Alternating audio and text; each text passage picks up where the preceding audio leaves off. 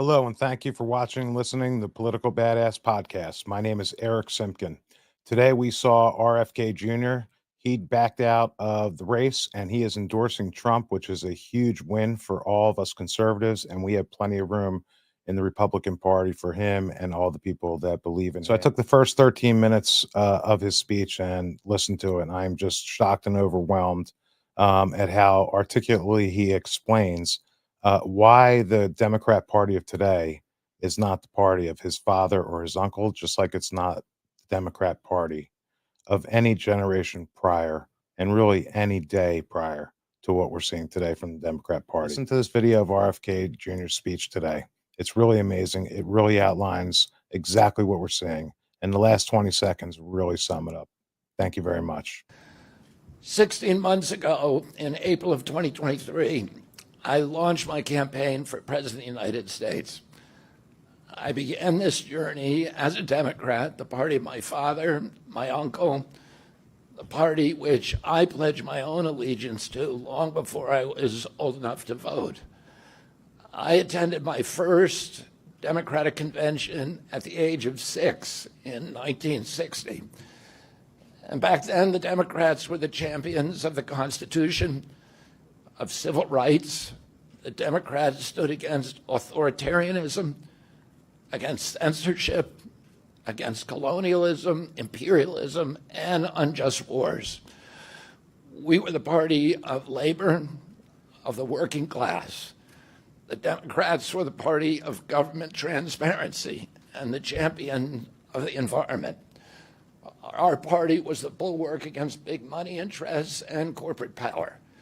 True to its name, it was the party of democracy. As you know, I left that party in October because it had departed so dramatically from the core values that I grew up with. It had become the party of war, censorship, corruption, big pharma, big tech, big ag, and big money.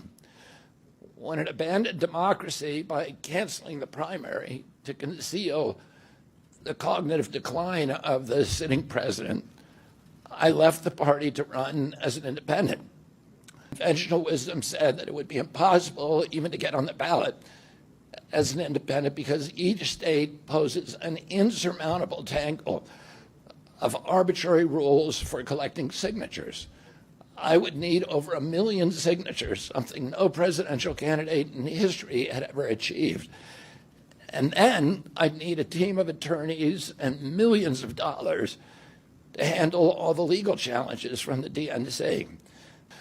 And so I want to thank all of those dedicated volunteers and congratulate the campaign staff who coordinated this enormous logistical feat, not just for what you did for my campaign, but for the sacrifices you made because you love our country. You showed everyone that democracy is still possible here. It continues to survive in the press and in the idealistic human energies that still thrive beneath the canvas of neglect and of official and institutional corruption. Today, I'm here to tell you that I will not allow your efforts to go to waste. I'm here to tell you that I will leverage your tremendous accomplishments to serve the ideals that we share, the ideals of peace, of prosperity, of freedom, of health, all the ideals that motivated my campaign.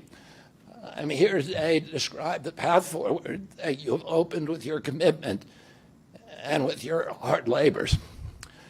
Now, in an honest system, I believe that I would have won the election. In a system like kind that my father and my uncles thrived in, a system with open debates, with fair primaries, with regularly scheduled debates, with fair primaries, and with a truly independent media untainted by government propaganda and censorship. In a system of nonpartisan courts and election boards, everything would be different. After all, the polls consistently showed me beating each of the other candidates, both in favorability and also in head-to-head matchups. But I'm sorry to say that while democracy may still be alive at the grassroots, it has become little more than a slogan for our political institutions, for our media, and for our government, and most sadly at all for me, for the Democratic Party. In the name of saving democracy, the Democratic Party set itself to dismantling it, lacking confidence in its candidate, that its candidate could win in a fair election at the voting booth. The DNC waged continual legal warfare against both President Trump and myself.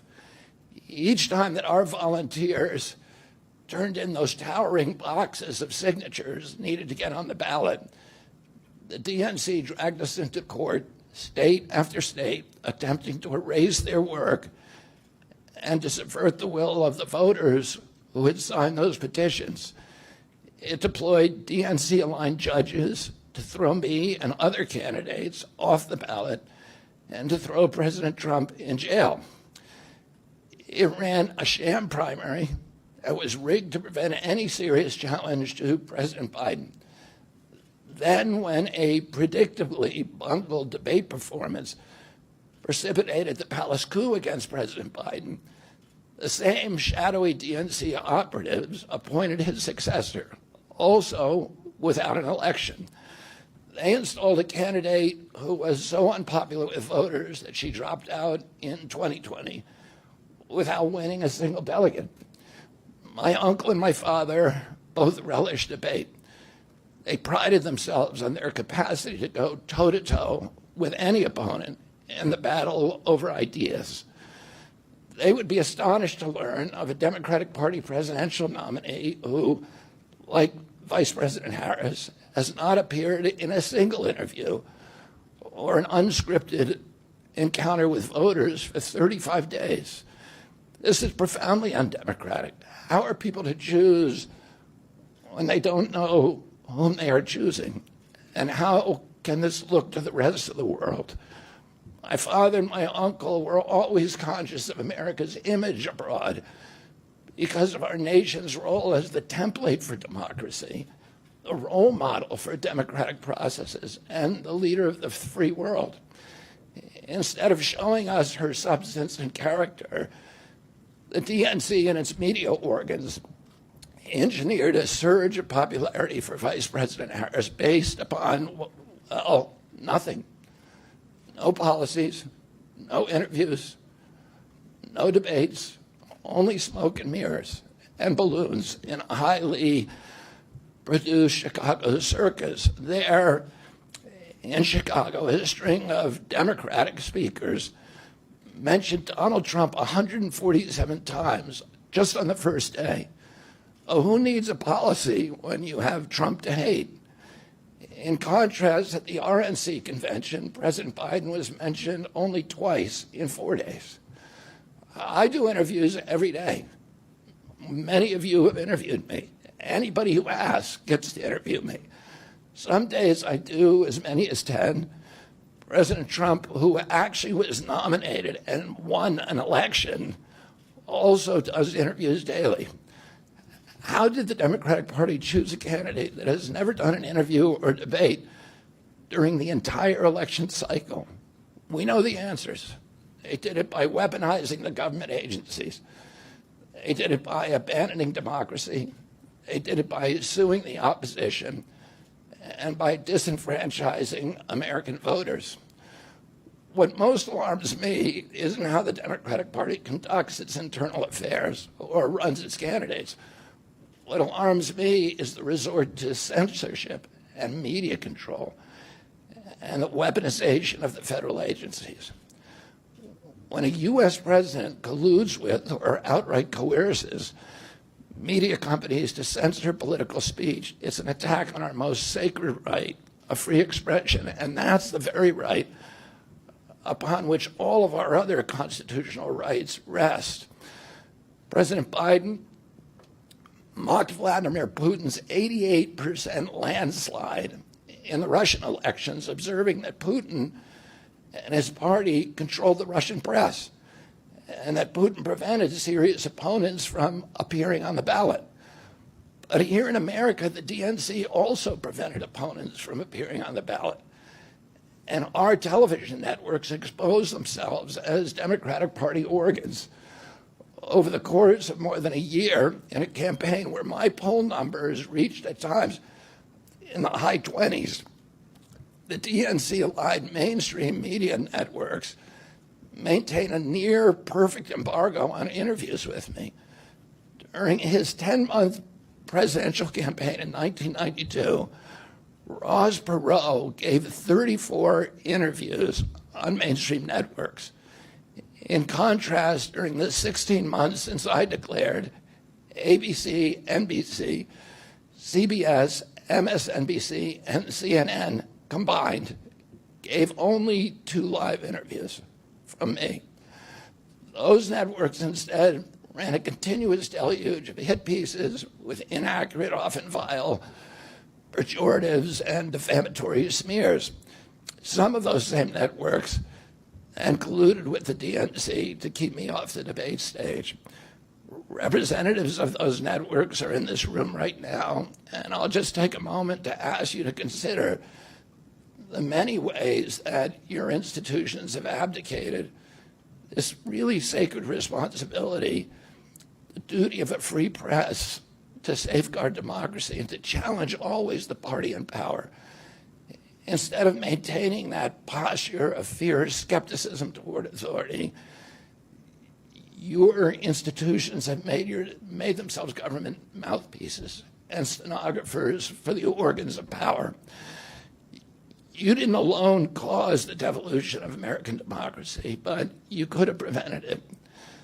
The Democratic Party's censorship of social media was even more of a naked exercise of executive power.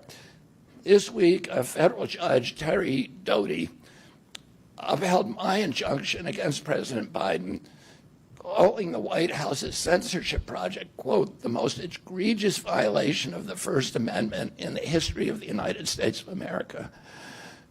Doty's previous 155-page decision details how just 37 hours after he took the oath of office, swearing to uphold the Constitution, President Biden and his White House opened up a portal and then invited the CIA, the FBI, CISA, which is a censorship agency, it's the center of the censorship industrial complex, DHS, the IRS, and other agencies to censor me and other political dissidents on social media. Even today, users who try to post my campaign videos to Facebook or YouTube get messages that this content violates community standards. 2 days after Judge Doty rendered his decision this week, Facebook was still attaching warning labels to an online petition calling on ABC to include me in the upcoming debate. They said that violates community standards, their community standards. The mainstream media was once the guardian of the First Amendment and democratic principles, and it's joined this systemic attack on democracy. It also, the media justifies their censorship on the grounds of combating misinformation, but governments and oppressors don't censor lies. They don't fear lies. They fear the truth. Follow the Political Badass podcast on Rumble. You can also find it on YouTube, and you can find me on Facebook at Eric Simpkin. We need to get the word out and make sure that Donald J. Trump is elected president of the United States. Thank you very much, and God bless America.